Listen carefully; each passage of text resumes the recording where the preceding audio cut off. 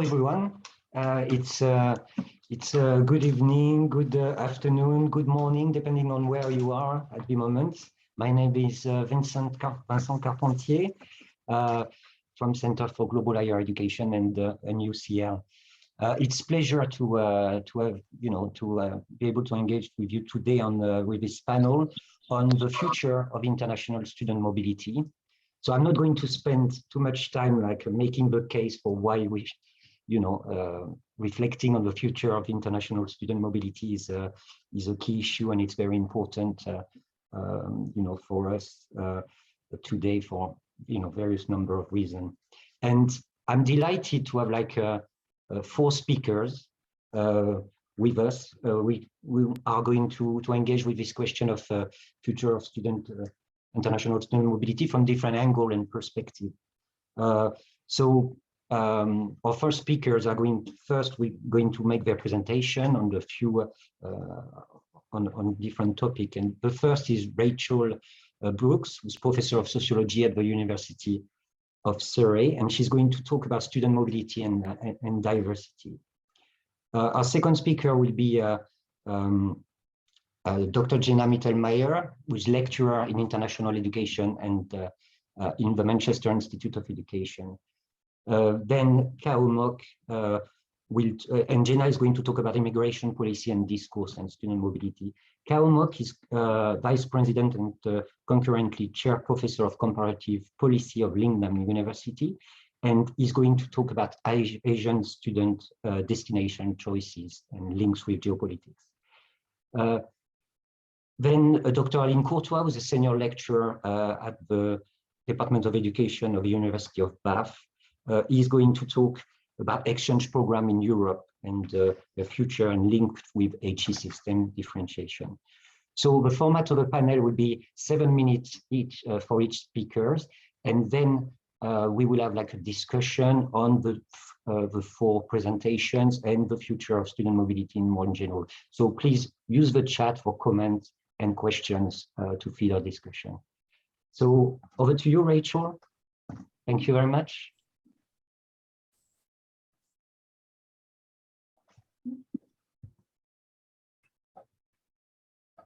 So I just can't move my slide back, so I might just stop sharing and try again.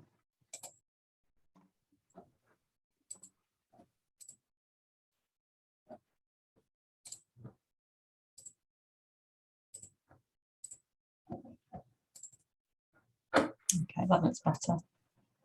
Perfect. Okay, sorry about that. No problem. Let's get my timer to start. Okay, so it's gone on to the previous one. Okay, so what I wanted to talk about today in terms of the future of international student mobility is the challenge of diversification. So I'm sure we're all aware that there are many advantages to a period of studying abroad, both for the individual student and their family, but also for broader society too. However, the now quite substantial body of literature on international student mobility has highlighted the often highly privileged profile of those who do take up such opportunities for both short-term credit mobility as well as for the pursuit of whole degrees. And this has typically been explained in terms of the greater confidence students from higher socioeconomic groups have about living abroad, often derived from experiences of family travel, and the desire of such groups to use international study as a means of distinguishing themselves from other graduates of mass higher education systems and to preserve their social advantage.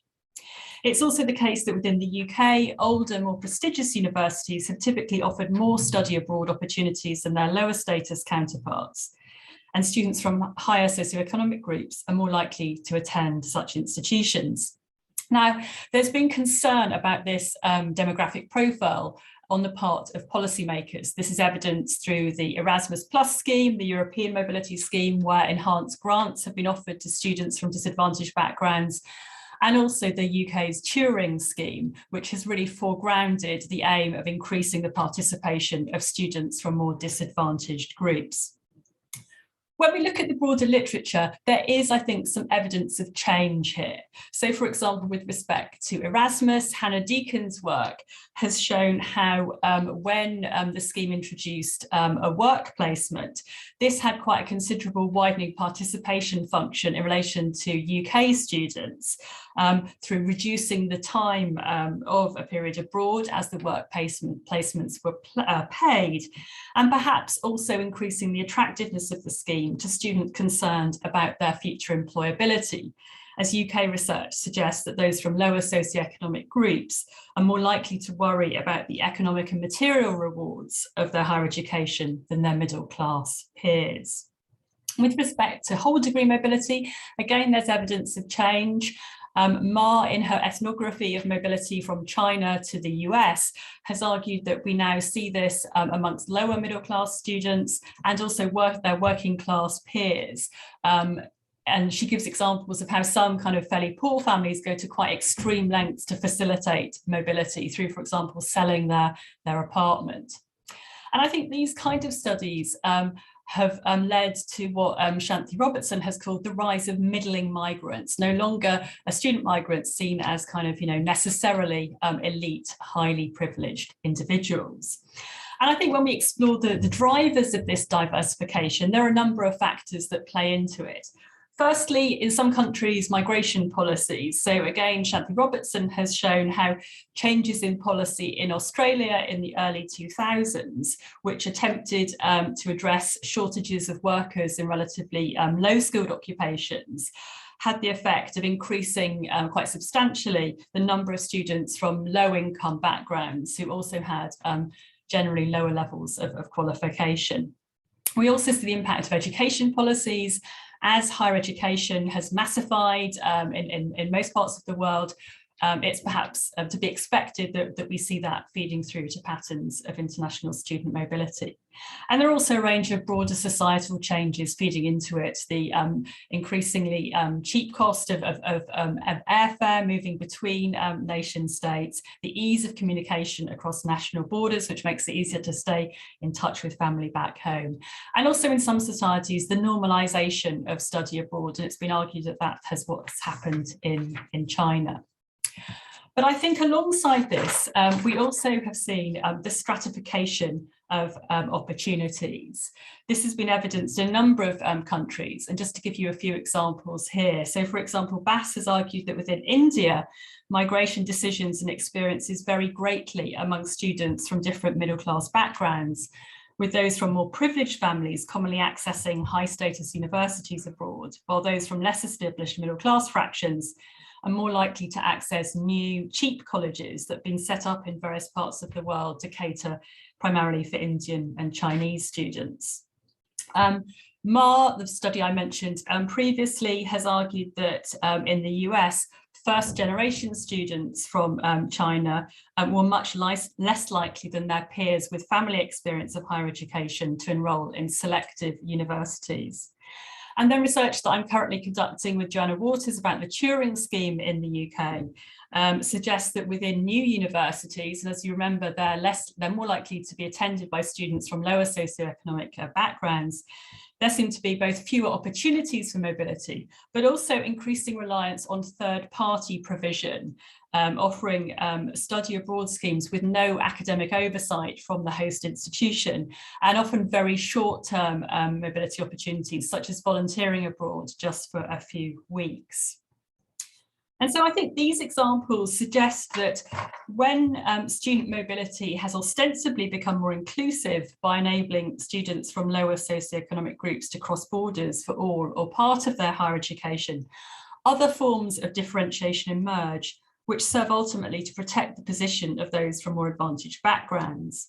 And I think these processes can be seen to reflect those observed across higher education systems more generally. So in various nations of the world, as universities have shifted from being elite institutions to those that serve around 40 to 50% or more of young people, so those who are socially privileged have found new ways of protecting their advantage. And these included placing more emphasis on the prestige of the institution attended, so leading to more acute vertical stratification of institutions in many countries, and enrolling in postgraduate programs. So just to go back to the kind of title of this panel, the future of international student mobility, I think that when we're thinking about the future and the need to diversify the body of mobile students, we need to think about the quality of experiences, not just access and quantity. So I'll finish there. Thank you, Vincent. Thanks very much, Rachel. I mean, fascinating, and I'm sure this will spark like a great debate after that. Thanks a lot. So we move now to Jenna, who's going to talk about immigration policy and student mobility. Over to you, Jenna. Thank you. Thanks so much. So hi, everyone. My name is Jenna Mittelmeier. I'm a lecturer in international education at the University of Manchester. I'm going to attempt today to use a metaphor of a river to talk about discourses of international student mobility, but I think that I should admit I'm in no way a hydrologist, so please bear with me, and I do apologize to anyone who has a deeper scientific knowledge than I do. But let's talk about international student mobility, and I want to ask the question, is it overflowing, meandering, blocked, or dried up? And what I'm going to try to suggest is that international student mobility is a kind of strange and contradictory amalgamation of all four of these. I'll start with overflowing, because I think traditionally there have been assumptions that there's this gushing and never-ending river of international students, and that the income that they generate is this well that never runs dry. And I guess in some ways we've seen a bit of historical truth to that, in the sense that international student numbers have exponentially risen over the last 2 decades. And this is in spite of a number of world catastrophes and expert predictions, maybe even my own, that this might be the end of international education as we know it. But somehow, through wars, political strife, national disasters, and even a global pandemic, international student numbers have continued to rise, and such predictions have never fully come to light, although the directions and flows of mobility may have altered or changed. One consideration is this idea that international student mobility is remarkably resilient, which brings me to the second consideration of meandering. So a meander in a river is when the river twists and turns around sediment or other obstacles, shifting its ultimate kind of direction and flow. And in that regard, we've seen, I think, a number of obstacles placed on international student flows in recent years. Just in the interest of time, I think one prominent example is the United States, where the effects of Trump travel bans, culture wars with countries like China, and the pandemic led to a 15% drop in recent years in international student numbers. But this is a number that's already slowly started to stabilize again with the change in presidency, the opening up of borders again, and shifts back to campus-based teaching. So although international student mobility is highly reactive, particularly in relation to politics and visa regulations, it's also shown itself historically to be quite easily adaptable and to be relatively forgiving as policies and practices shift. So that brings me to my next two, starting with blocked. And I think at times international student mobility is quite literally blocked in terms of travel bans or denied visas. International students are often a pawn in a political game between nations, such as the example a few years ago of diplomatic disagreements between Canada and Saudi Arabia, which left Saudi international students in the middle, unsure if they could continue their studies or if the Saudi Arabian government would continue to fund their tuition. Issues like visa denials are also a significant barrier, which we know disproportionately affects students from certain countries and regions more than others. So for many countries in Africa, for example, the visa approval rate for student visas for many common host countries in the global north are often only 10 to 20%, which is compared to 80 to 90 or even higher for student visa applications from countries and regions like East Asia. And I think these issues are without even mentioning the astronomical tuition fees for international students in many countries, which means that international study is often unattainable for many students without significant amount of privilege, although I think Rachel has done a good job reflecting on the nuance within that and how that might be changing. But I think all of these issues, all these blockages show that for many groups of students, the river has already run dry. And what I might argue is that, despite this existence of a magical overflowing river of students, that there are a number of social issues that remain, which threaten to alienate or dry up many other groups. So for example, in most of the largest host countries, there's been polls of the general public, which have shown increasingly polarized views about the value of international students, which likely impacts on the way that international students are approached or treated within their local host communities. The pandemic has also brought to light really significant issues of racism and bias. We've heard these discourses particularly about Chinese students or students who are thought to be Chinese. We saw rising incidences of racialized hate crimes and microaggressions during the pandemic. These are issues that are certainly not new and aren't limited to Chinese international students. But I think as a sector, this is probably one of the first times that we've started to most seriously acknowledge issues of racism towards international students. My colleague Heather Cockayne and I did a study of representations of international students on Twitter during the initial lockdowns during COVID. And I have to say, it was truly some of the most emotionally exhausting research that I've ever done, because we were both so overwhelmed by the volume of racism and stereotyping that existed online. But I think a growing number of other researchers are doing really excellent work evidencing the intersectional experiences of international students and the ways that their experiences might be influenced by stereotyping and othering, or how international students are often erased from wider conversations about equality and diversity or widening participation, conversations that we have more regularly about our home students.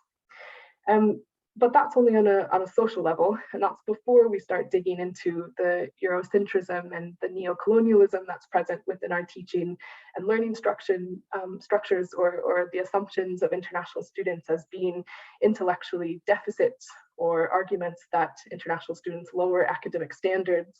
So there are really major questions about the extent to which our pedagogies are interculturally inclusive and transformative, and the degree to which we see our work with international students through a lens of academic hospitality, which is something that my colleagues and I spoke about at a recorded CG session earlier this year. But I think the final point that I want to make is that this really links with student experience and the ways that, unless universities take seriously issues of like inclusivity, decolonization, and anti-racism in its teaching and support structures, then it's my feeling that for many groups of international students, the interest in international study will run dry. So just in conclusion, I think for me, international student mobility contains multitudes, and it's all of these things. It's at the same time overflowing and running dry. But the question for the future, I think, at least for me, is a question of ethics and the sense of duty of care that our institutions put forward. So not seeing international students as replaceable drops in an overflowing river, but seeing our work with them as an ethical and moral project in which we should be playing an active part to counterbalance a really unequal world. So I'll stop there. Thank you. Thanks so much, Jenna. Really great presentation, and a lot of ideas to an issue to discuss together. Okay, Kao, please, can I ask you to go next?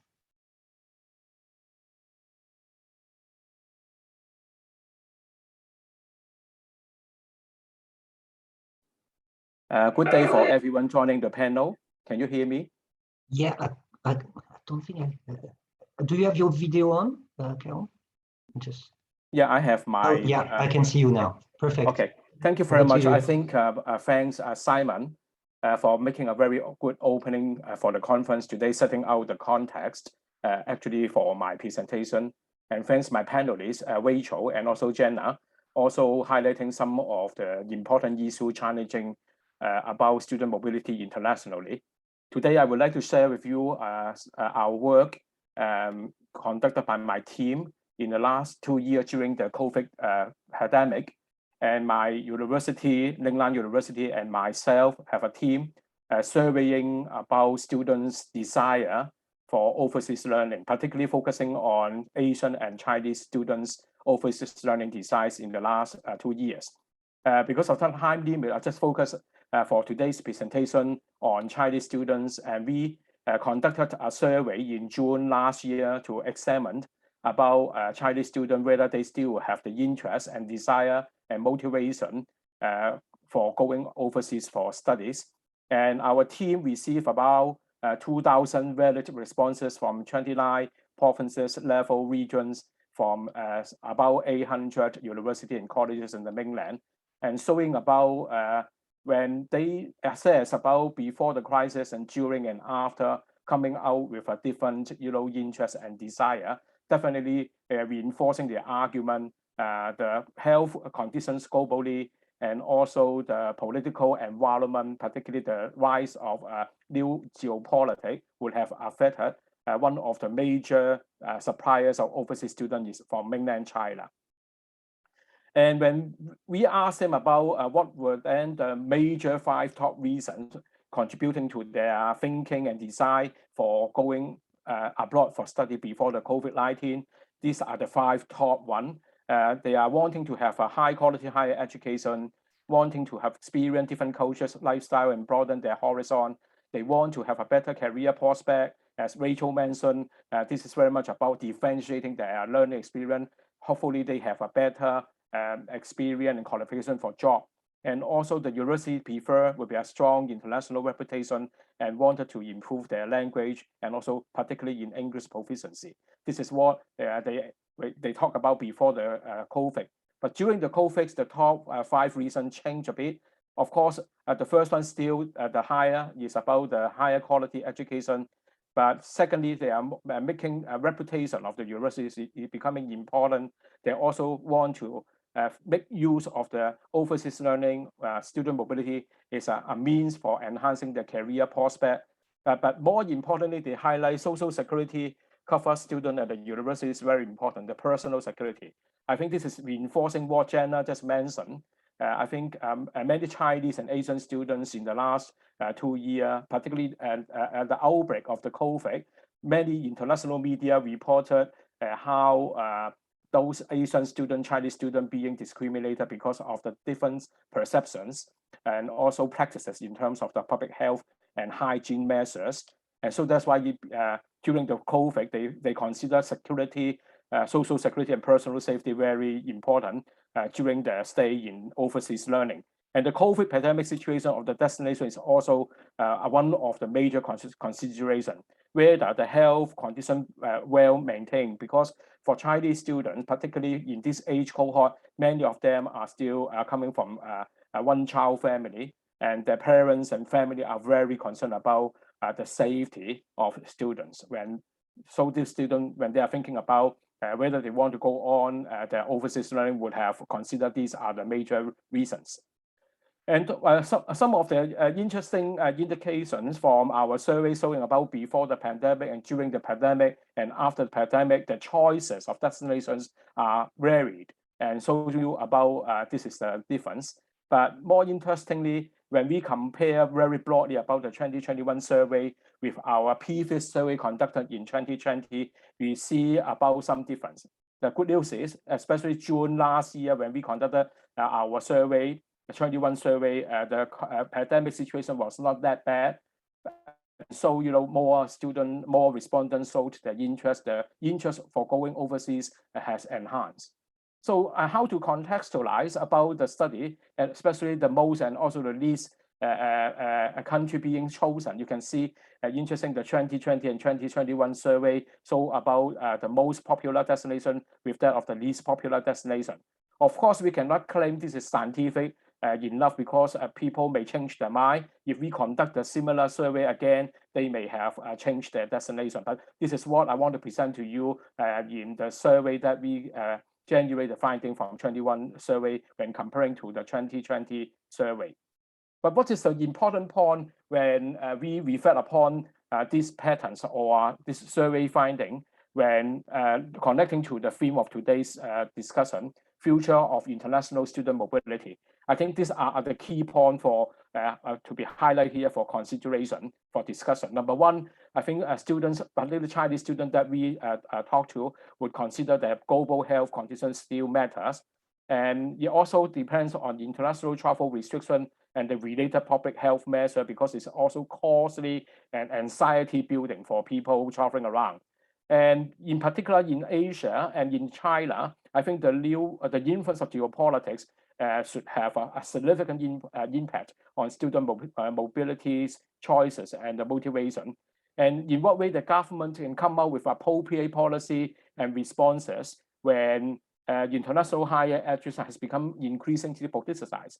I think universities should be the places for, as a platform environment for a student to think freely. They enjoy a very safe and conducive learning environment. But once the international learning environment has become so politicized, it may have affected people's desires and motivation for overseas learning.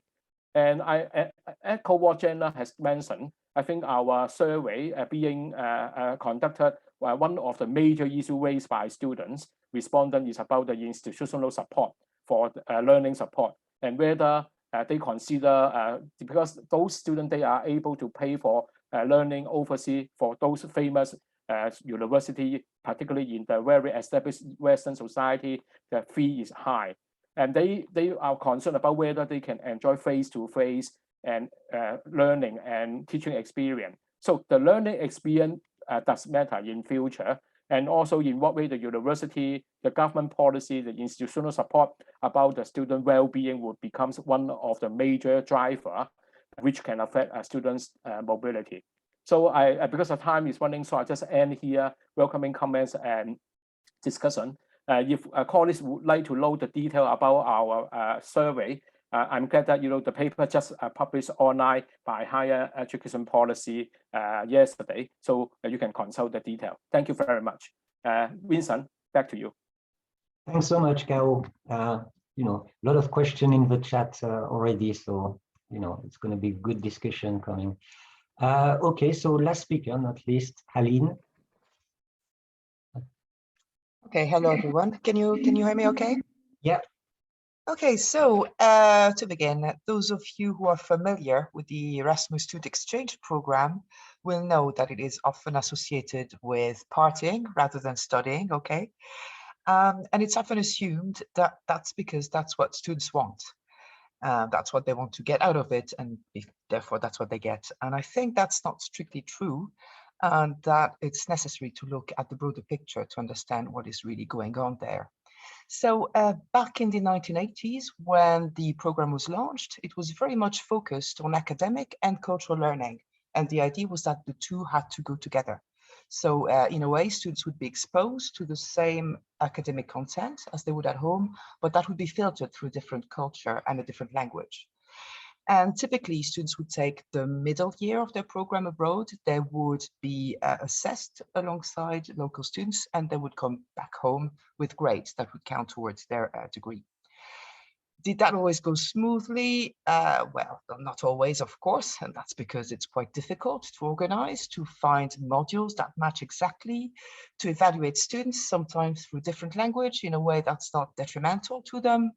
And so there were always issues. But what I found in my work in Ireland, so I looked at outgoing mobility programs from Irish universities, was that there was actually quite a clear shift away from an academic focus and from typical academic principles in the way the year abroad was promoted, organized, and evaluated, so on all those different levels. And that it had a lot to do with, it was driven by institutions in a way, rather than by students themselves. So some of the features that I saw were, for example, the addition of a year abroad or a semester abroad to an existing program where it was previously embedded in the program. I found that sometimes students were encouraged or forced, in fact, to choose modules that had no relationship to with what they were studying. There was a very strong and explicit emphasis on discovery, adventure, partying, employability, and soft skills as well. That was really explicit in the kind of promotional material and guidance students were offered, Whereas before, maybe it was a byproduct, but it was certainly not presented as the main point of the experience. In many cases, instead of grades that be transferred, students were assessed on a pass-fail basis. I found, and that had to do, I suppose, with the kind of broader context of marketization, that some universities had created a whole new separate modules for international students only. So modules taught in English that, well, in some cases were, let's say, not as academically demanding, but offered quite a generous amount of credits. And many of my participants reported that they were not treated like the other students. So they were not integrated in the same way. They were not expected to perform. And in some cases, sadly, they were barred from accessing modules that were reserved to local students, even though, they may have chosen the destination based on the module offer there. So what's interesting as well is like looking at the resources and how they're organized within universities, it became quite clear that all those changes were connected to pressures on institutions, and in particular, the lack of staff, the lack of resources, the fact that the teams allocated to organizing the Erasmus exchange program would be much smaller than those looking at the more kind of lucrative one-way programs. Academic staff were not encouraged to be involved because they kind of stood in the way almost, and also they were not rewarded for that kind of work. There was rarely staff to oversee the kind of academic quality of the experience abroad. And at the same time, universities were put under enormous pressure to increase their outgoing numbers. So in a way, the emphasis on adventure and on soft skills can be interpreted as a strategy to manage student expectations in relation to academic standards. And that is done by kind of neutralizing the academic game of evaluation, of grades. Removing grades and other academic demands helps towards that. It also helps neutralize the consequences of imbalances or unfairness. And it's just as if really the leniency that was necessary to smooth problems had become formalized across those programs. So there's some issues that emerge from that. That doesn't suit all students. Some of them are really, really motivated academically. So as I said, they may have chosen the destination because of the module offer. So they may feel disappointed. They may feel it's unfair. They may feel they've wasted their time, which is an issue, especially for the less privileged students, because it's a significant investment for them. There are impacts as well on integration, because the classroom, is usually a good place for that. So they had to find other channels, which is not impossible, but that means different resources to draw on. I also found importantly, and that kind of connects what Rachel was saying, it did not affect all students. That was not happening across all programs. It was certain programs. And alongside this kind of offer, you still had very integrated experiences abroad, tightly overseen by academics. And usually that happened in kind of, programs with more prestigious, quote marks, universities. So there are implications for equality there. And that's possibly the main issue, really. And beyond that, I think there's, various questions that others have asked, but we can ask also in light of this. So what is happening? What is the exchange for if we want more students to go abroad via internships, short stays, and different type of experiences? What are we doing that for? And what makes mobility worthwhile, really? Okay, and I'll leave it there. Thank you. Thank you very much, Aline. Thank you. Thank you to all speakers. And, I think they really, stick to a brief and present like some really interesting perspective and, some really helpful ideas about the future of international student mobility. So we've got like a very active discussion on the chat that, clearly before presentation has attracted a lot of comments, ideas, and so what I propose is we're not going to be able to have all the questions, answered in the 25 minutes we've got, but let's give it a try.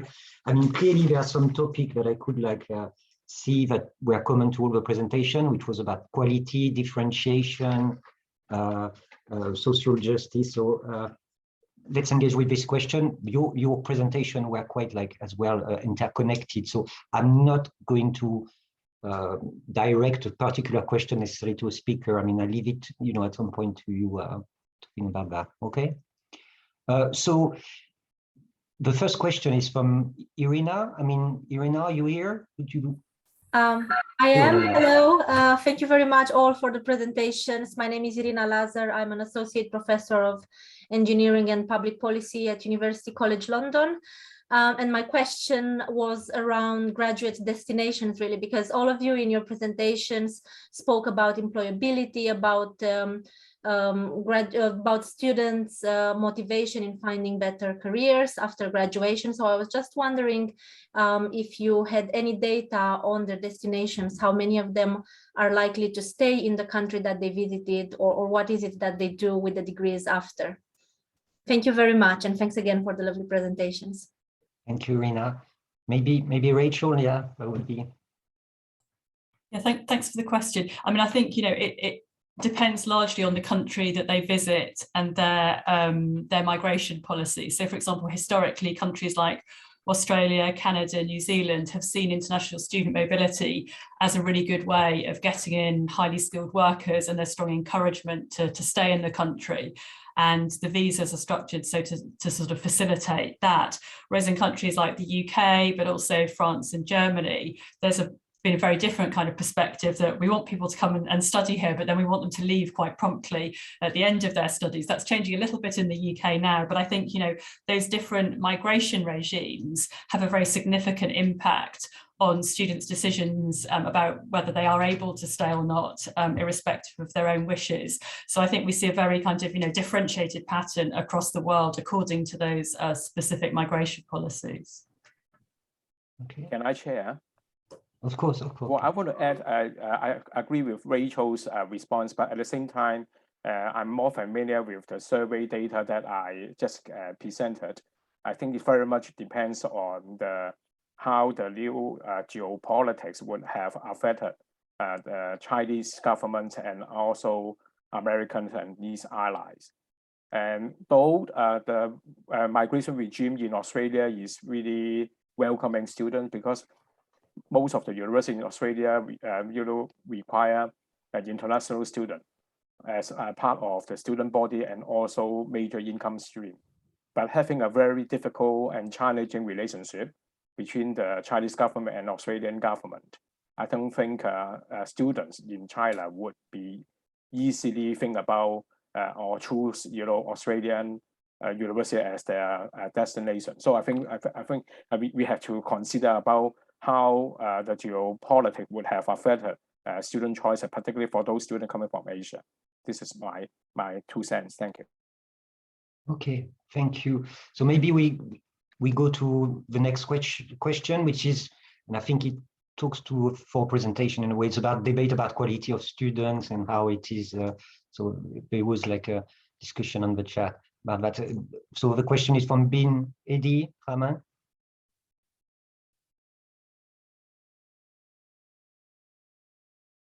About measuring the quality of students.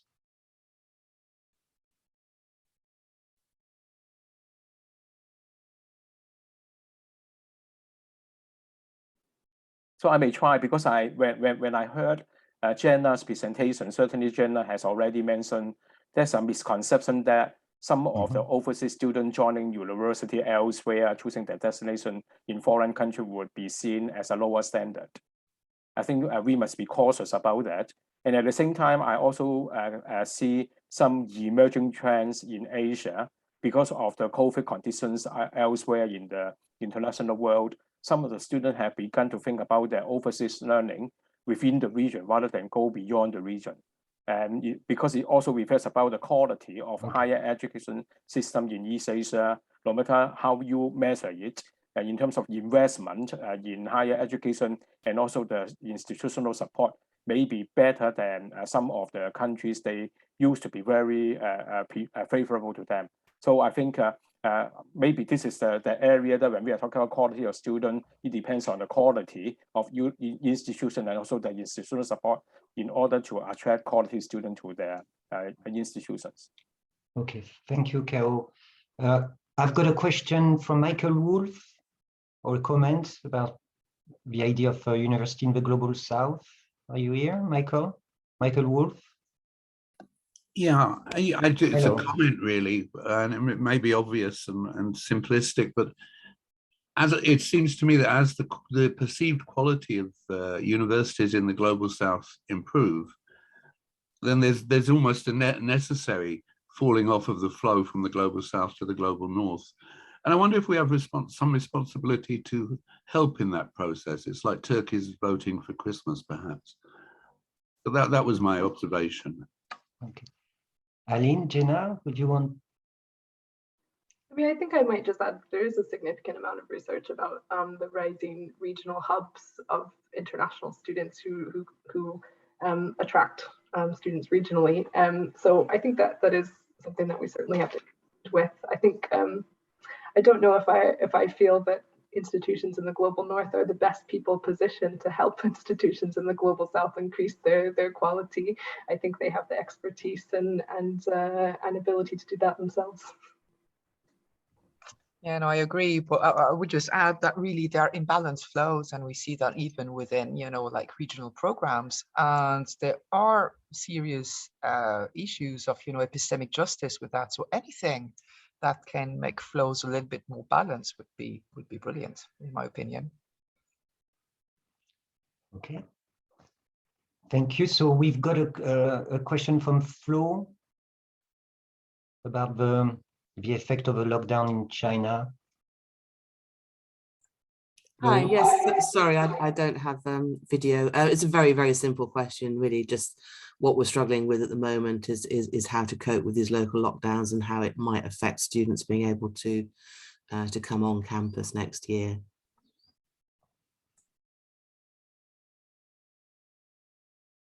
Okay. Any comments? I can share about the Hong Kong experience, if I may. Basically, I think the government in Hong Kong is very stringent about the public hygiene and impose stringent measures in preventing university campus for having infection cases. But given the condition that the vaccination rate has enhanced, including international students coming in, I don't think that's a major problem to operate the university offering face-to-face learning. But in my university, for example, we offer choices for students, for international students. They can come to the campus for learning, but at the same time, if they are very scared about the health condition, they are given the opportunity to virtual learning through virtual exchange. And even for the local student, we are also giving choices for students having the hybrid mode in operation. I think with that flexibility given for students with assurance and institutional support, it would be helpful for students to make better choices when they're making decisions about whether they have come to Hong Kong or Asia. This is what I can share with the experience in Hong Kong. Thank you. Thank you, Cal. We've got another question from Yushan about the impact of COVID. Hello, Yushan. Hi, thank you all very much for the presentations. I'm a first-year PhD student at the Department of Education in Oxford. So international higher education, the cross-cultural space and also interactions with students coming from all over the world have been seen as very enriching and transformative experiences for international students. But because we've talked about travel bans and difficulties to travel around, and also racism and having all the classes online, we're trying to have hybrid and also moving everything to in person. So my question is about how these changes have impacted on students' perceptions about the space around them, like the wider space and also the higher education space, and also their relations with people around them. Thank you. Over to you. COVID and space. Yeah, Rachel, please. Yeah, so I haven't done any research on kind of the impact of COVID specifically, but one project I did conduct for the British Council during the pandemic was looking at migration, student mobility as part of broader internationalisation between Turkey and the UK.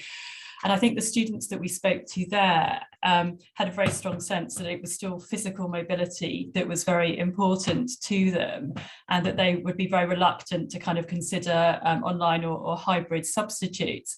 And I guess that kind of links into broader debates within the literature about the importance of kind of embodied cultural capital, that, you know, if you're seeing this as something that's going to advantage you in employment, it is kind of, you know, if you're coming to the UK, developing, you know, very good English language, very, you know, a good accent. It's also about kind of, you know, people have argued bodily comportment, you know, things as kind of material as that.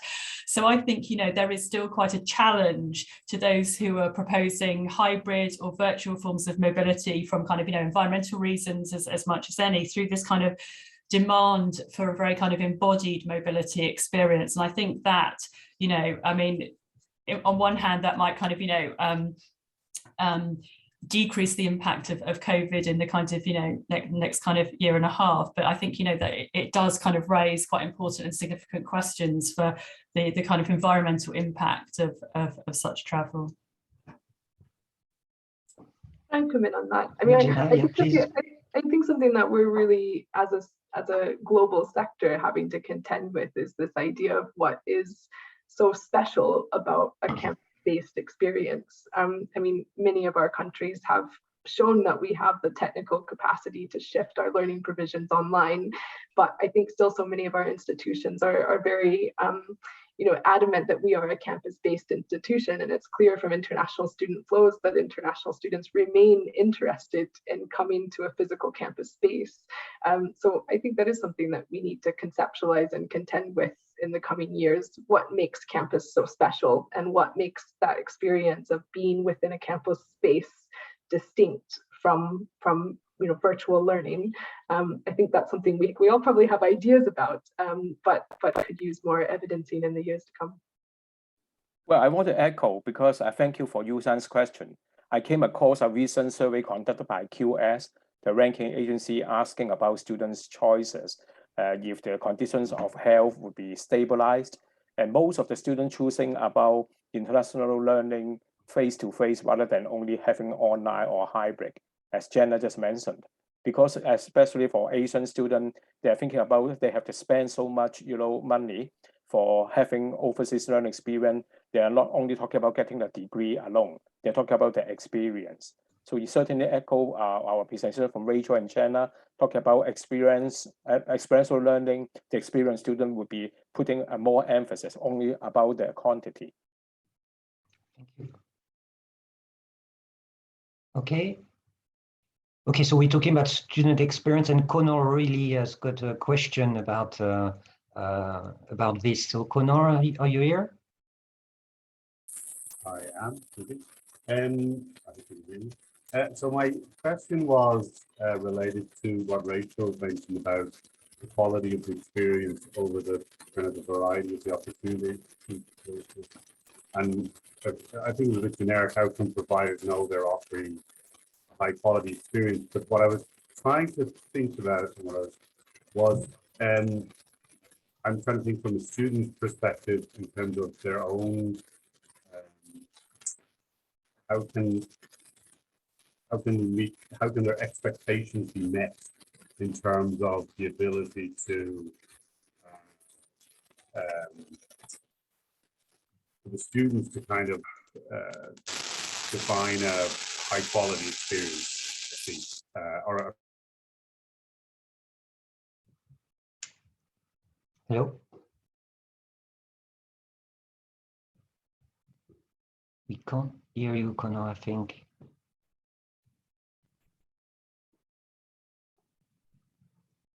Okay, maybe. Sorry, I think there's been a problem with Connor. Does someone wanted to react, or maybe we try to get him like a bit later? I've got a question from Jenny Case as well. Is Jenny around? I'm around. Hello, Jenny. Can you hear me? Yeah. We can't. Thanks. Yeah, we can see you. Oh wait, there we go. You can hear me and see me. Yeah, thanks for some really interesting presentations, such a global sweep and really big questions there. And it's Aline's presentation that really struck me, thinking about, and this is really not my area of expertise, I want to state that right up front, but we use the word study abroad to refer to a bunch of things that seem quite different. And I wonder, and I'm assuming within your area, there are these distinctions, but I even wonder if they're amenable to similar kind of analyses. So I guess what I was saying, I mean, the thing of studying abroad for full qualification, which is what I think Kaho's presentation largely refers to, the aspirations of Chinese students to get full degrees abroad. And then the EU context, a lot about this sort of modular exchange. And Aline is looking at the breakdown of that. And then, really just anecdotally from working and living in the US, I've been very surprised by what is study abroad. And actually in my department, as we speak, there are students doing what is called study abroad, 2 weeks in Europe.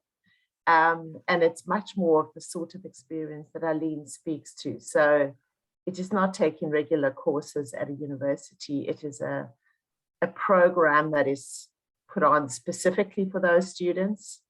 And in the US, I've just been Googling the kind of data, but you must really know this better. I mean, a large proportion of students will do study abroad, but it's only a proportion of that's for credit. And in fact, if you read the literature on so-called high impact experience, there's the study abroad. So, I mean, is this even the same thing? If we're thinking of global stratification, you know, students from very rich countries doing, you know, paying for these international experiences that further, you know, burnish their CVs. Is this the same sort of thing, just because there is a student moving and there's a word, or are these very, very different things? And really, I ask this all from a position of complete ignorance, but real fascination at the changing trends that you're tracking and the range of different experiences. And I mean, let me also just make clear, I'm not for a moment saying that the US is any leading role there. It just sort of fascinates me that sometimes things that happen here in this highly marketized system do start to influence elsewhere as other systems become more marketized, whether we like it or not. So just a few observations, really interested in your comments. Thank you. Lovely to be here. Thanks. Maybe Aline and Rachel would talk both about differentiation that way. So great. Yeah. Thank you very much, Jenny, for your insights. That's very interesting. In the case that I looked at, I mean, I'm not saying there wasn't that influence because the kind of, you know, repertoire of justifications would be quite broad. But I really, you know, found that the deciding factor was administrative expediency, really, whatever made it easier to run large numbers of programs with limited resources. And that kind of drove what was happening, you know, the way the program was changing. And it was a way to kind of iron out, you know, any issues that may arrive when you really try and pretend that things match and they don't really. So the kind of what you describe, I think it's something that is really emerging quite clearly. But you know, the kind of leisure trip, the kind of holiday, sponsored holiday for a few weeks that you can then put on your CV, and that shows that you're adventurous and you're flexible and you're all those things that employers supposedly want. That's emerging, but within still a system that looks academic on the surface, because students will bring credits back home towards their course. So there's still the kind of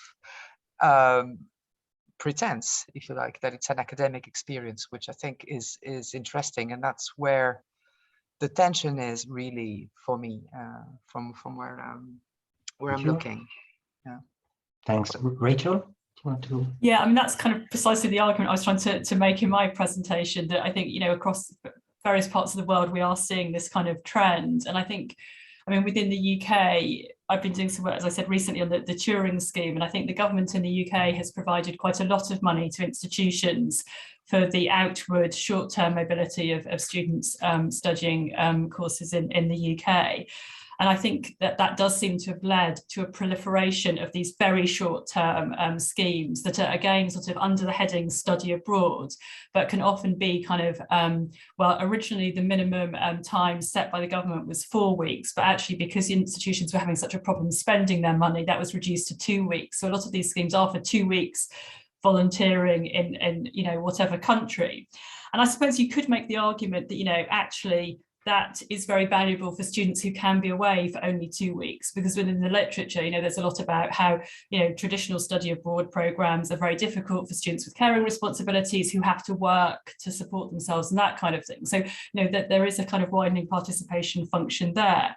But I suppose my concern is, that if we're lumping all of these together in terms of kind of academic learning, for example, going back to what Aline was arguing, 2 weeks volunteering is very different from a whole year studying for abroad, studying for a module or several abroad. So I think there are issues there about kind of academic oversight, and are we valuing like for like, and are students being kind of missold the value of some of these opportunities?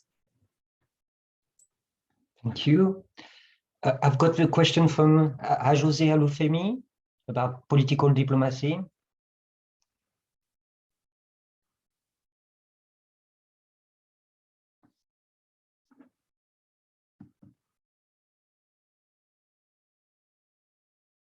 Okay, so next is David Mills. David? Yeah, I mean, a lot of this has been discussed already, but I guess I'm trying to combine some of these thoughts around the rise of virtual mobility to imagine a way in which, if I was a university, an elite institution, worrying about the stratification of academic mobility, physical mobility, and trying to think about what access would look like in global terms, one could begin to imagine a way in which a virtual provision sort of solves some of those problems, because you could say, right, well, look, we don't need to depend on the richest being able to come here. We're going to choose based on merits. I'm interested to know whether you think that combinations of hybrid mobility might be part of university access strategies. So I would like to respond. I think we are living in new normal, but in what way we can creatively and also innovatively make use of this kind of blended learning by using the virtual environment for enhancing student learning experience at home. Especially for those students or university system, they are not able to finance the student to have a physical mobility scheme. At least that would be some sort of, opening their window for experience. But having said that, I agree with my colleagues. Experiential learning could not be only obtained through only virtual learning environment. Could be an appetizer, but the real embodiment is not about the degree, but also the experience really emerge oneself in overseas learning. It's not only about the knowledge, but about culture, self-governance, and many things that they can learn and earn from the journey. So I think we cannot replace entirely because of the virtual environment is now available. Then we can just jump to the conclusion physical mobility would die down.